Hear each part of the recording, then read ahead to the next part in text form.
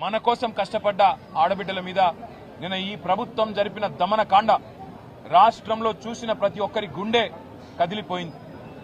ఆడబిడ్డలని కొట్టడం అంటే మామూలు కొట్టడం కాదు, ఈడ్చుకెళ్లడం నడి రోడ్డు మీద. మగ పోలీసు వాళ్ళు, అసలు నిజానికి పోలీసు వాళ్ళల్లో మగ పోలీసు వాళ్ళకి హక్కు ఉండదు మహిళల దగ్గరికి రావడానికి.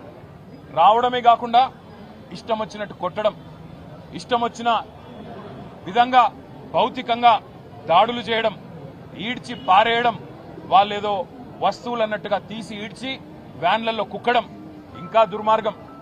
ఒక దుశ్శాసన పర్వం కూడా నిన్న మనందరం కూడా చూసినాం.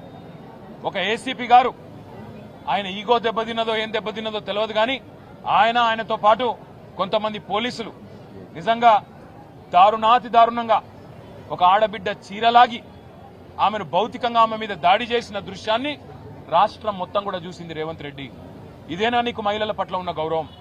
హోంమంత్రిగా నువ్వే ఉన్నావు, నీ ఆధ్వర్యంలో ఉన్న పోలీసులు, నీ కింద పనిచేసే పోలీసులు ఈరోజు ఇంత దుర్మార్గంగా వ్యవహారం చేస్తా ఉంటే 24 గంటలైపోయింది.